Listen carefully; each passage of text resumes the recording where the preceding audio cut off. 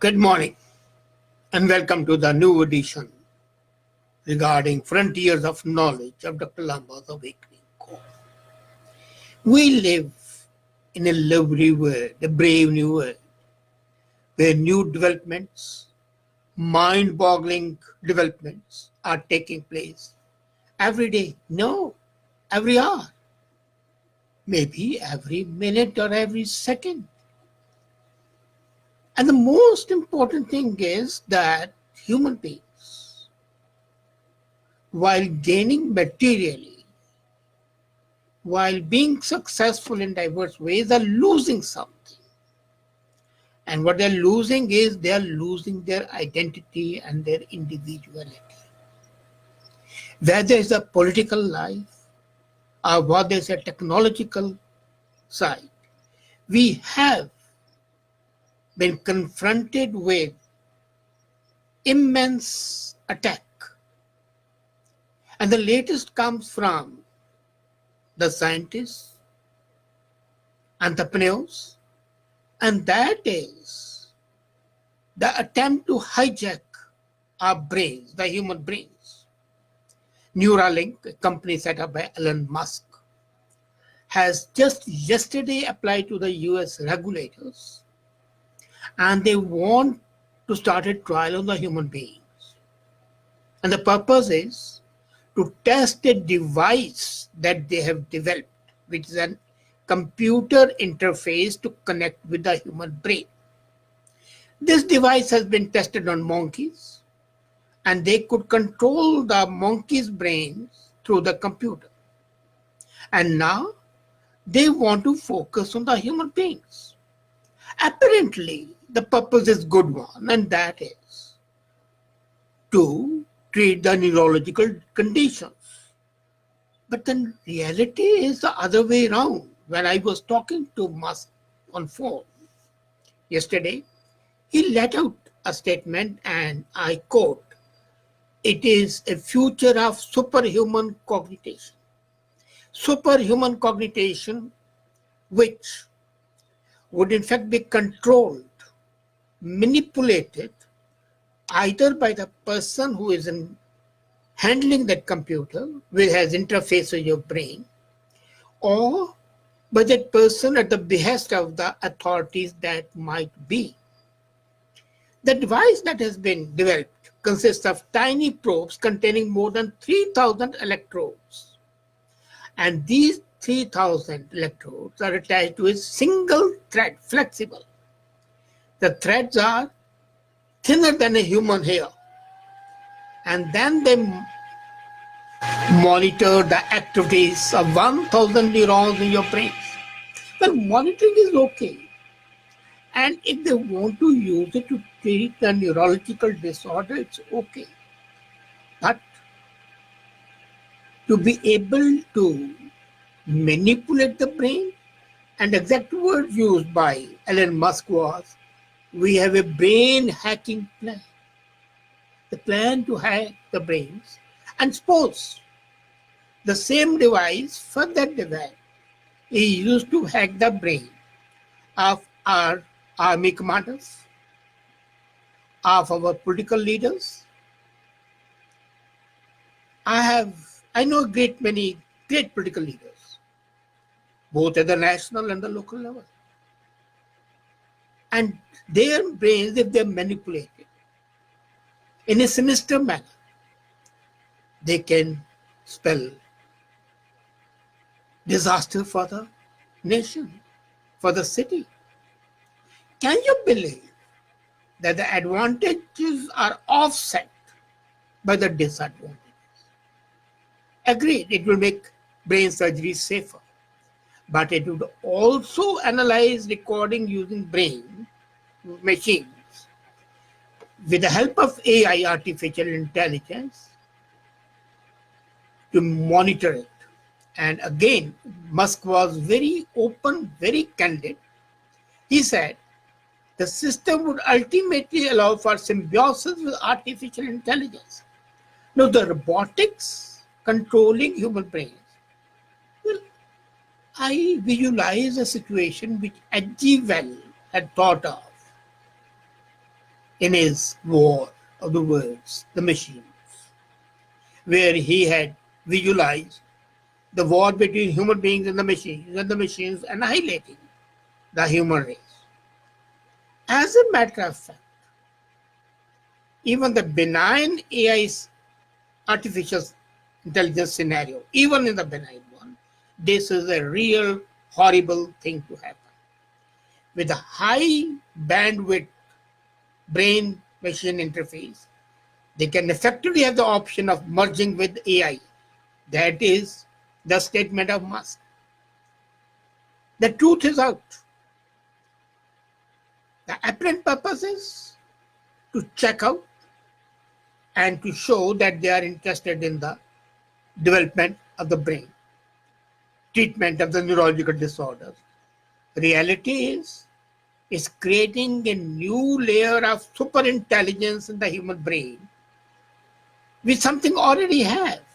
But the only difference is that they can control the brain by that, as they have done of those monkeys.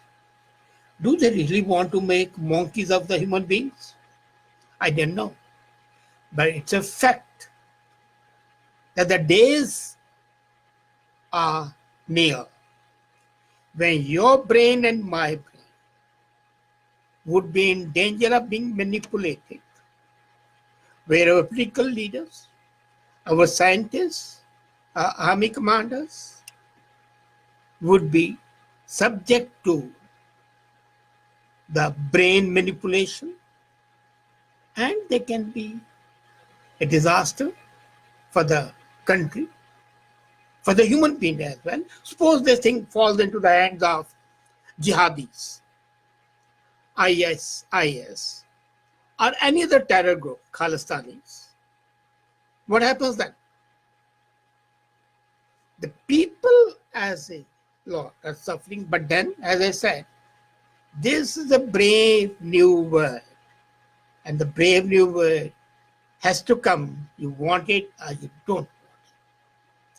Another, please excuse me.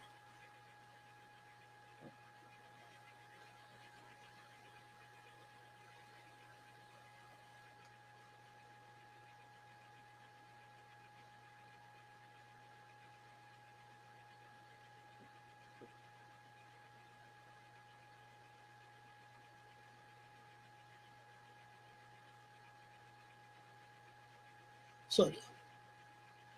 I want to talk about something which happens to the people, that's paralysis. The strokes cause paralysis. And now the doctors will be able to prevent paralysis. The treatment is after that. But then there are ways and ways of that tragedy not happening. The University of Michigan has developed nanoparticles, which when injected into a person who has a spinal cord injury would prevent paralysis. These nanoparticles are made from biodegradable polymers, and they enable the human body to bypass the blood-brain barrier and rush to the site of the spinal injury. It destroys nerve cells that are likely to cause paralysis, regenerate new cells. Now, this is something great. Till now, we have been told that the brain cells cannot be regenerated, but these nanoparticles can regenerate those cells and prevent paralysis. This is actually a device similar to EpiPen, which is used often, but it's a great thing to happen. And that is another thing which I want to talk to you. But then our politicians and some scientists are all the time saying that we are so likely to have a disaster because of the climate change, which I have already said. The climate change is natural, you cannot do anything. Human effort is just 25% contributed to the climate change. Yes, 75% is because of natural factors themselves, whether it's the bogs, rivers, agriculture, dairy industry, methane from the animals, human beings, and like that. And I was amazed when I read that the ACs, which are meant to cool us inside, in fact, heat up the planet. That's right, they do, because the hot air from the homes, from the offices is thrown out.